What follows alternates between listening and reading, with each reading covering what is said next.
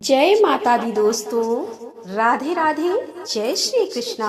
आप सभी का स्वागत करती हूँ अपने YouTube चैनल पर। आप सभी भक्तजनों पर माता रानी की कृपा बनी रहे। दोस्तों, आज हम सुनेंगे दुर्गा सप्तशती का 11वां अध्याय। देवताओं द्वारा देवी की स्तुति तथा देवी द्वारा देवताओं को वरदान देने का वर्णन किया गया है। महर्षि मेधा कहते हैं, दैत्य के मारे जाने पर इंद्रादि देवता अग्नि को आगे कर के कात्यायनी देवी की स्तुति करने लगे। उस समय अभिष्ट की प्राप्ति के कारण उनके मुख खिले हुए थे।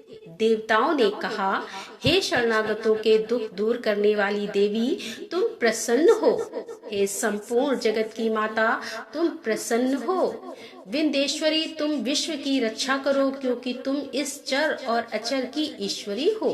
हे देवी, संपूर्ण जगत की आधार रूप हो, क्योंकि तुम पृथ्वी रूप में भी स्थित हो और अत्यंत पराक्रम वाली देवी हो। तुम विष्णु की शक्ति हो और विश्व की बीज परम माया हो, और तुमने ही इस संपूर्ण जगत को मोहित कर रखा है। तुम्हारे प्रसन्न होने पर ही ये पृथ्वी मोक्ष को प्राप्त होती है। हे देवी, संपूर्ण विद्याएं तुम्हारे ही भिन्न भिन्न स्वरूप हैं।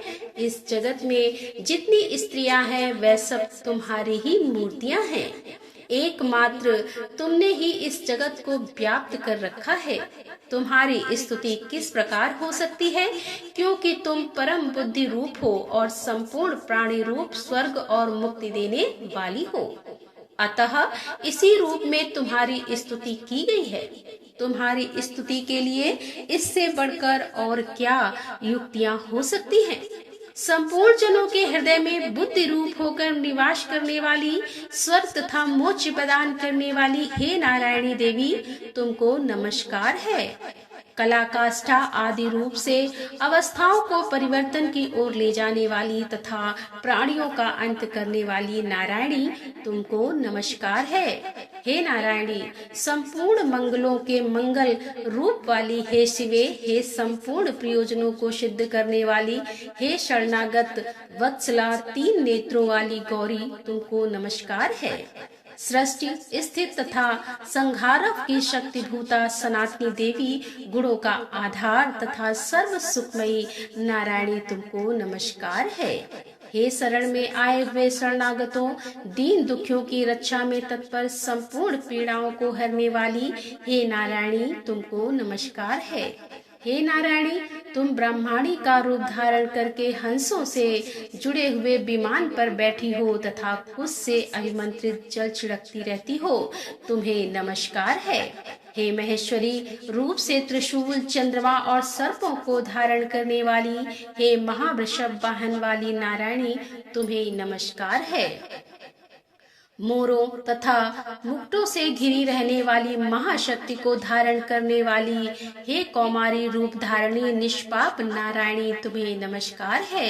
हे शंख, चक्र, गदा, फर, शांग, धनुष रूप आयुधों को धारण करने वाली वैष्णवी शक्ति रूपा नारायणी, तुम हम पर प्रसन्न हो, तुम्हें नमस्कार है। हे दांतों पर पृथ्वी धारण करने वाली बारह रूपणी कल्याणमयी नारायणी, तुम्हें नमस्कार है। हे उग्र नरसिंह रूप से दैत्यों को मारने वाली, त्रिभुवन की रक्षा में संलग्न रहने वाली नारायणी, तुम्हें नमस्कार है। हे मस्तक पर किरीट और हाथ में महावज्र धारण करने वाली, सहस्त्र नेत्रों के कारण उज्जवल व्रतासुर के प्राण हरने वाली ऐन्द्री शक्ति हे नारायणी, तुम्हें नमस्कार है। हे शिवदूती, स्वरूप से दैत्यों के महामत को नष्ट करने वाली, हे घोर रूप वाली, हे महाशब्द वाली हे नारायणी, तुम्हें नमस्कार है। दानों के कारण विकराल मुख वाली, मुंडमाला से विभूषित मुंड मर्दनी चामुंडा स्वरूपा नारायणी, तुम्हें नमस्कार है। हे लक्ष्मी, लज्जा, महाविद्या, श्रद्धा, पुष्टि, स्वधा, ध्रुवा, महारात्रि तथा महाविद्या रूपा नारायणी, तुमको नमस्कार है।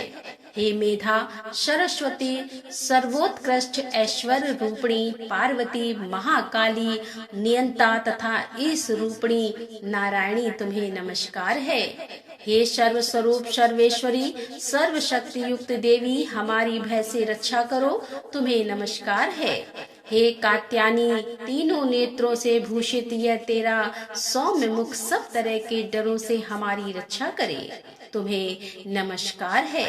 हे भद्रकाली, ज्वालाओं के समान भयंकर, अति उग्र एवं संपूर्ण असुरों को नष्ट करने वाला तुम्हारा त्रिशूल हमें भय से बचावे, तुमको नमस्कार है।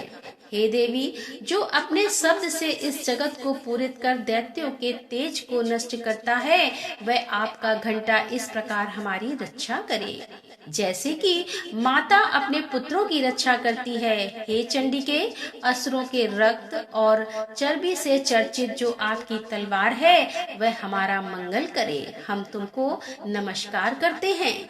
हे देवी, तुम जब प्रसन्न होती हो तो संपूर्ण रोगों को नष्ट कर देती हो, और जब रुष्ट हो जाती हो तो संपूर्ण वांछित कामनाओं को नष्ट कर देती हो।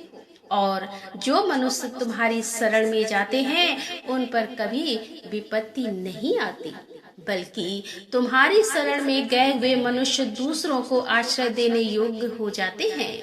अनेक रूपों से बहुत प्रकार की मूर्तियों को धारण करके इन धर्मद्रोही असुरों का तुमने संहार किया है, वह तुम्हारे सिवा कौन कर सकता था।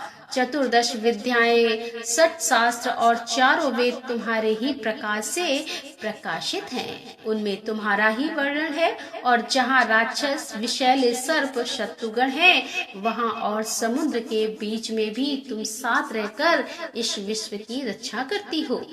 हे विश्वेश्वरी, तुम विश्व का पालन करने वाली विश्व स्वरूपा हो, इसीलिए संपूर्ण जगत को धारण करती हो। इसीलिए ब्रह्मा, विष्णु, महेश की भी वंदनी हो। जो भक्ति पूर्वक तुमको नमस्कार करते हैं, वह विश्व को आश्रय देने वाले बन जाते हैं। हे देवी, तुम प्रसन्न हो और असुरों को मारकर जिस प्रकार हमारी रक्षा की है, ऐसे ही हमारे शत्रुओं से सदा हमारी रक्षा करती रहो। संपूर्ण जगत के पाप नष्ट कर दो और पापों तथा उनके फल स्वरूप होने वाली महामारी आदि बड़े बड़े उपद्रवों को शीघ्र ही दूर कर दो। विश्व की पीड़ा को हरने वाली देवी, शरण में पड़े हुए पर प्रसन्न हो। त्रिलोक निवासियों की पूजनी परमेश्वरी, हम लोगों को वरदान दो। देवी ने कहा कि हे देवताओं, मैं तुमको वर देने को तैयार हूँ, आपकी जैसी इच्छा हो वैसा वर मांग लो, मैं तुमको दूंगी। देवताओं ने कहा कि हे सर्वेश्वरी, त्रिलोकी के निवासियों की समस्त पीड़ाओं को तुम इसी प्रकार हरती रहो और हमारे शत्रुओं को इसी प्रकार नष्ट करती रहो। देवी ने कहा कि वैव स्वतः मनवंतर के 28वें युग में 2 और महा असुर शुंभ और निशुंभ उत्पन्न होंगे। उस समय मैं नंद गोप के घर में यशोदा के गर्भ से उत्पन्न होकर विंध्याचल पर्वत पर शुंभ और निशुंभ का संहार करूंगी। फिर अत्यंत भयंकर रूप से पृथ्वी पर अवतीर्ण होकर मैं वैप्रचित नामक दानों का नाश करूंगी। उन भयंकर महाअसुरों को भक्षण करते समय मेरे दांत अनार पुष्प के समान लाल होंगे।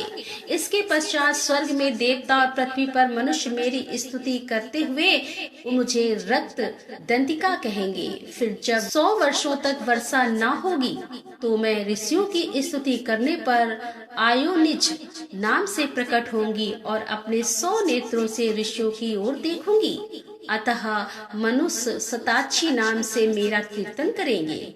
उसी समय मैं अपने शरीर से उत्पन्न हुए प्राणों की रक्षा करने वाले शापों द्वारा सब प्राणियों का पालन करूंगी और तब इस पृथ्वी पर शाकंभरी के नाम से विख्यात होंगी।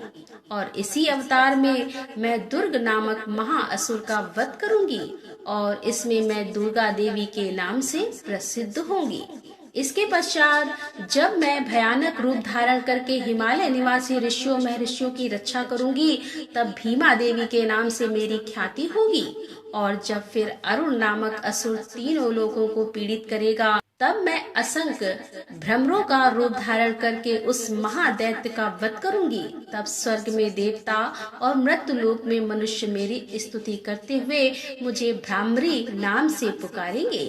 इस प्रकार जब जब पृथ्वी राक्षसों से पीड़ित होगी तब तक मैं अवतरित होकर शत्रुओं का नाश करूंगी।